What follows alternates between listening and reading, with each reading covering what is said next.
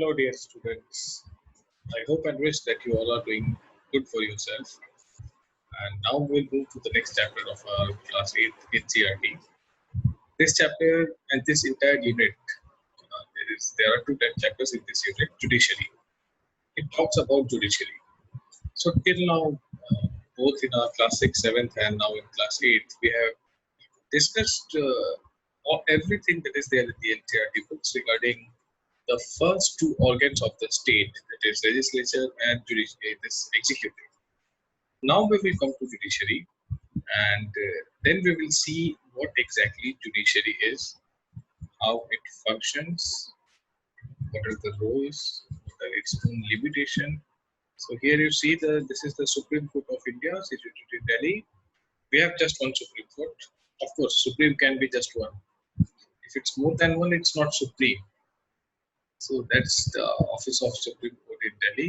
New Delhi here, of the most revered institutions of Indian democracy. As they have shown here, it's normally quite crowded here. What is the role of judiciary? This we have to see here.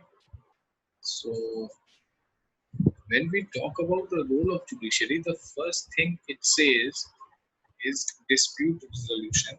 Judicial system provides a mechanism for resolving dispute between citizens. A person who is not satisfied with his job, and anything, it can be a property related case, some job related issue, contract related issue, between two people, between more than one individual, there is another party involved here.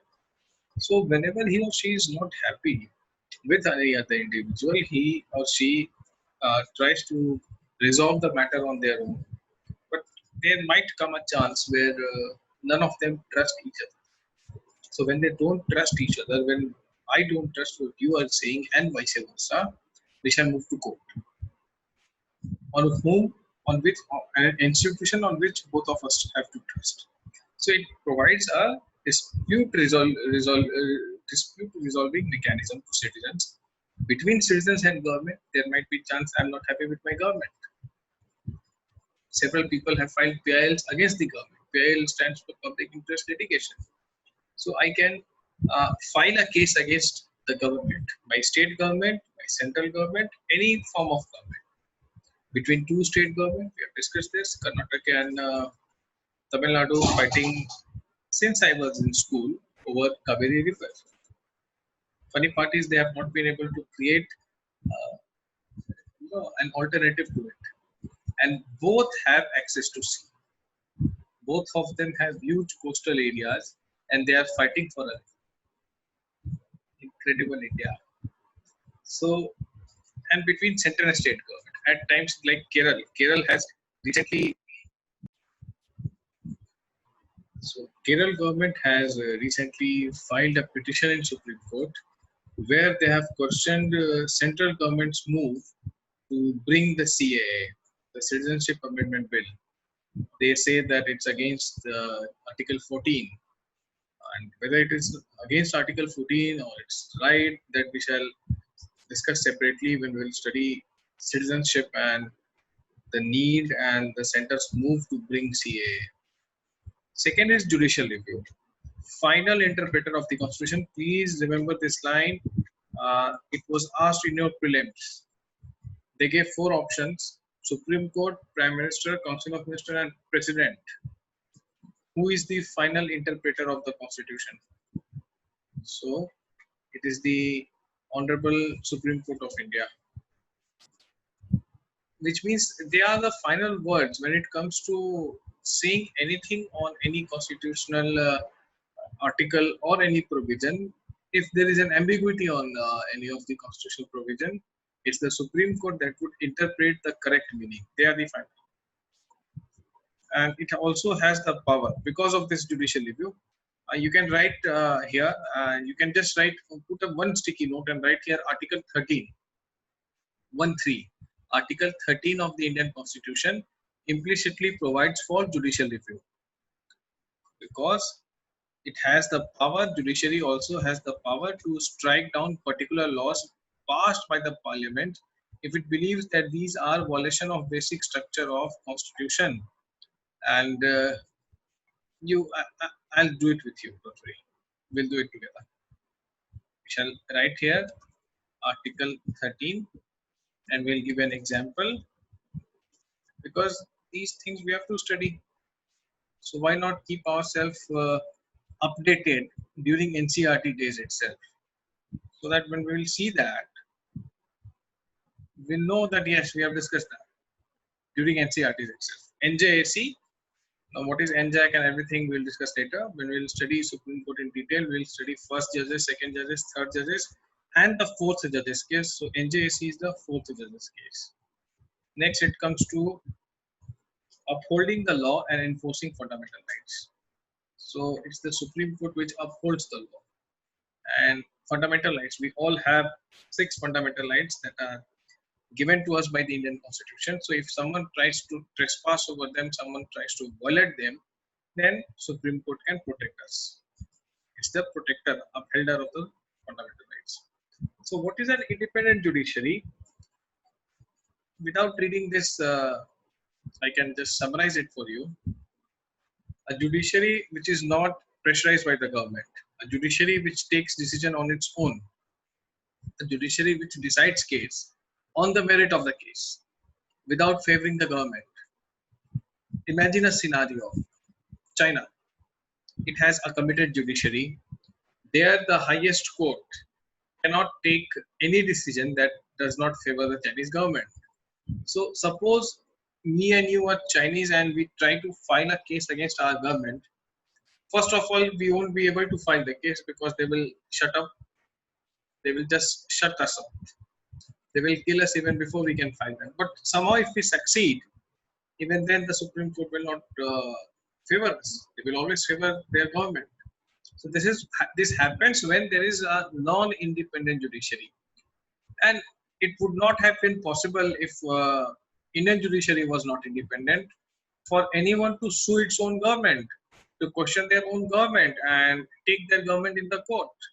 So we can do that. We can challenge any centre's move in the court, and court will decide on the merit. It will not unnecessarily or give any undue advantage to government. Any government, it can be state government, central government, or even the local levels. Anything that represents state. Now, what represents state? For now, you just know that Article 12. Article 12 has defined state, which we shall see later. So, what is the structure of courts in India? I'll give you this because at lower level people are confused. District level or tehsil level, we have a district judge. See, it's actually called a district court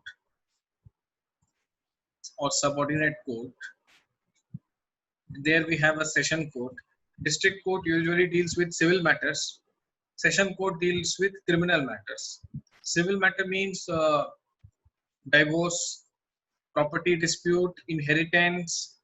Criminal matter is, murder, rape, attempt to murder, extortion, theft, these things. Then we have a high court. Every state has a high court. In fact, not every state has a high court. Maharashtra and Goa have same Bombay High Court. Punjab and Haryana have Chandigarh High Court. See, it depends on the number of cases. Because Goa is a small state, so it has less number of cases. That's why they can work with Bombay High Court. That is in Maharashtra. Same goes for Haryana. There are less cases that come to High Court level. So they have a common court with Punjab. That is Chandigarh High Court. Both for Punjab and Haryana. In Uttar Pradesh, we have Lucknow High Court, but one bench of Lucknow High Courts also sits at Prayagraj, the new name of Allahabad, Prayagraj. Why? Because at these two places, at both these places, there were so many cases that High Court had to open its another branch that is called bench. So Allahabad High Court has a bench of, depends on the number of cases as I told you. So when you are not happy with a district court or a sessions court judgment, you think you have been wronged, you can appeal to the High Court. If you are not happy with what High Court says, you can come to Delhi to the Supreme Court. So 3 layers. District court or session court, let us call it lower court, high court, Supreme Court. What if Supreme Court does not agree? All you can do, you are not happy with Supreme Court judgment, all you can do is to file a review petition. That please review this judgment again. Less chances that you will be allowed to do that because it's a cumbersome process, and still less chances that they will overturn their decision through your review petition.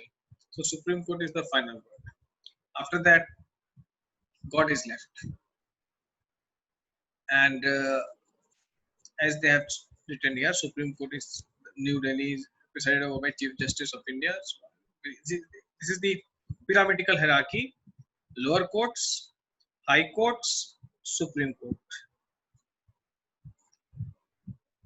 There is no flat hierarchy, there is a pyramidal hierarchy. That's the High Court of Madras. Very old one. And this is how courts operate. Appeals happen. You are not happy with lower court judgment, you can appeal to the higher court. So if district court's judgment does not favor you or you are not happy, you can appeal to high court. From high court, you can appeal to the Supreme Court. So different branches of legal system: criminal law and civil law. I have told you, still we shall see it, deals with conduct or acts that the law defines as offense: theft, harassing a woman to bring more dowry, murder. Deals with any harm or injury to rights of individual: disputed sale of land, purchase of goods, rent matter, divorce, inheritance, who would keep the child after divorce. The rights of individuals. This is offense, a criminal offense. Usually starts with lodging of an FIR. FIR you have to lodge with the police, who investigates the crime, after which a case is filed. And in civil law, a civil case can be filed before the relevant court by the affected party. Like, I have been affected, so I'll file it. If found guilty, accused is sent to court. The court gives the specific relief asked for, and the matter can be settled there. No need to send the person to jail. You can be compensated and your things will be taken care of. So does everyone have access to courts? That's a dismal state in our country, that not everyone has access to courts. So that is how the concept of PIL emerged. I see something, some people suffering, I take that matter to court on behalf of those people. This is called PIL, public interest litigation. The interest of public must be served. Now those people cannot come to Delhi or do not have access to courts. They are not knowing the legal know-hows. They are not very well educated. So I, as a concerned citizen who understand these complexities, on their behalf can take their matter to the court through what is called PIL, or public interest litigation. Through PILs, many cases have gone to courts and courts have judged these cases. So it's a judicial innovation, and it has happened in India for last 2 to 3 years. No, not 2 to 3 years, 20 to 30 years. In last 2 3 years, it has again took an amorphous form, a different form. So courts, we have to see PILs and many things, Article 32 and everything later on. So courts exercise a crucial role in interpreting the fundamental rights, and maximum time this article 21 has been interpreted by the Supreme Court when it comes to any case that affects the rights of the citizen. Article 21 is right to life and personal liberty. So whenever court takes a call, they usually, this is what they have referred to most of the times. Article 21 is very important article. I think to study it, we will study them and we will study in detail all the fundamental rights. And this would take maximum time. So just a passing reference that we have here. Nothing more than that. And what affects a common person's access to justice is the inordinately long number of years that court take to hear a case. Yes, this is a very time-taking process. Usually, judges give new dates, and the procedures are painstakingly slow. So yes, there are reforms that judiciary also needs that we have to see. They have given the example of Hashimpur massacre. It happened in 87. Now, do you know it took 31 years when these people were punished? The PSC, Provincial Armed Constabulary, it happened after 31 years. So 31 years is a long time. So yes, the process is very low, and the process is very slow, and at times it frustrates the citizen because as we know that justice delayed is justice denied. So it also affects the fundamental rights because how long can you remain away from justice if the justice rightfully belongs to you? So this is a very basic commentary on judicial system of India, how the courts function, what are the different layers, what is criminal law, what is civil law, and there are much more things that we'll discuss in the next class. So for now, please read them. Read this chapter, very chapter that we have discussed. I hope you have already read that. Watch this video and attempt the questions. Again, I'll be back with the next chapter where I will wrap up the judiciary part and we'll move to the next module. So happy learning to all of you. Please keep writing.